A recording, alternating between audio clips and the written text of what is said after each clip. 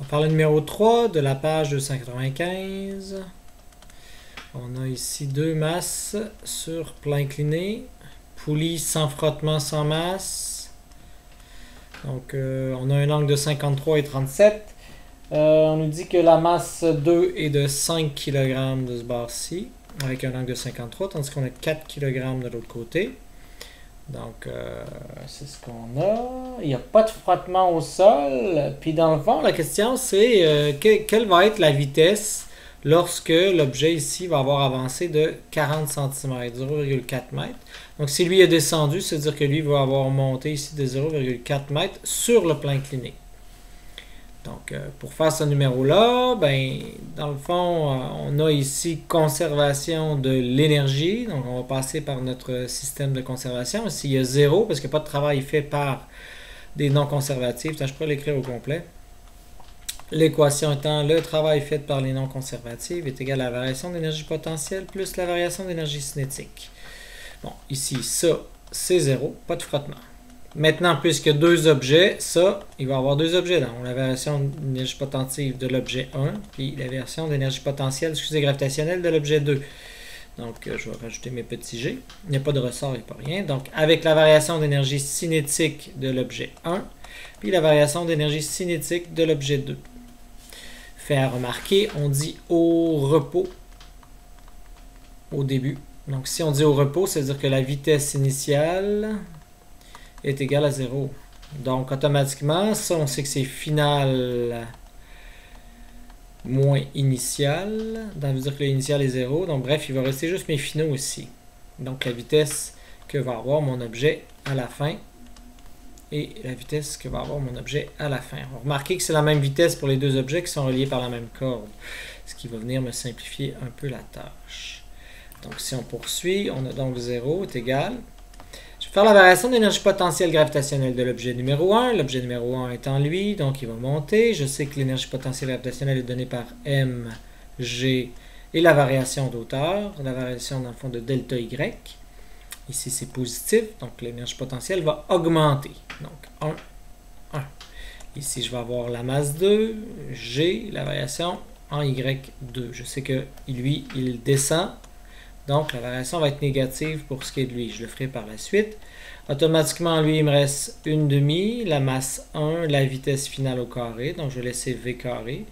Puis, naturellement, lui, c'est plus, là. Une demi, la masse 2, la vitesse au carré. Donc, c'est ce qu'on a en tant que tel. Maintenant, ce que je cherche à savoir, c'est la vitesse v. Donc, on peut poursuivre ici mon isolation. Donc, je vois ça fait m sur 2, m sur 2. Bon, bref, je vais envoyer tout ça de l'autre côté du égal, puis je vais mettre mon v carré en évidence. Donc, si je mets v carré en évidence, il va me rester dans le fond m1 sur 2 plus m2 sur 2. Puis, je referai une manipulation d'équation après. Donc, ici, il va y avoir moins, donc moins M1G delta Y1 moins M2G delta Y2. Et là, vous voyez que ça va être divisé par cette affaire-là qui va aller en division de l'autre côté. Donc, et je vais mettre mon 2. Attends, je vais mettre tout de suite mon 2. J'aurais pu le laisser en évidence, là. Attends, je vais l'enlever. Donc, je vais laisser mon 2 là, ce qui fait que mon 2, là, ici, il va monter flou de l'autre côté ici. Puis mon M1 plus M2 va aller là. Donc, je mets mes parenthèses pour être sûr de ne pas me tromper. M1 plus M2. Donc, si je réécris ma formule finale, c'est-à-dire que la vitesse au carré, là, c'est 2 moins M1 G delta Y1. Ah, je pourrais mettre un G en évidence. Ça va être encore plus joli.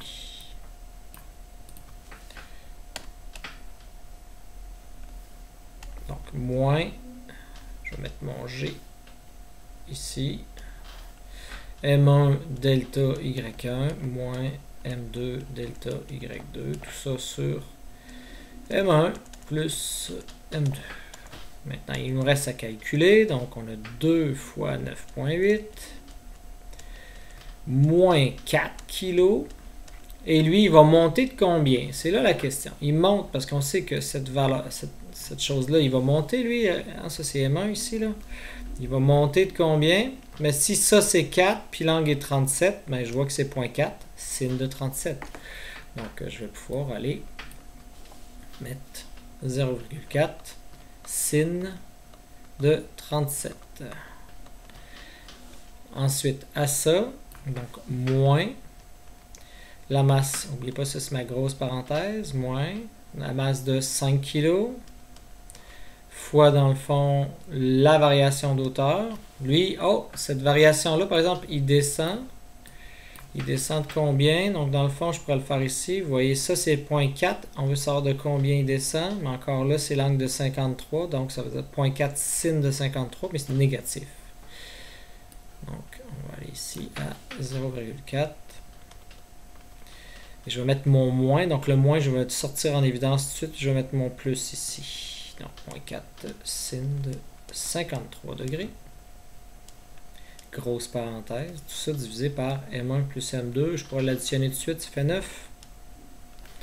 Et je vais être capable de calculer ma vitesse au carré. Puis ensuite faire la racine, trouver ma vitesse. Donc, on a 4 fois 0.4 fois sin de 37. Avec un moins devant. Fois 5 fois 0.4. Fois sin de 53. Donc ici, ça fait moins 0,634, disons. Fois 2 fois 9.8 divisé par 9. J'arrive à 1.38 ici. Je vais faire la racine carrée de tout ça. Donc,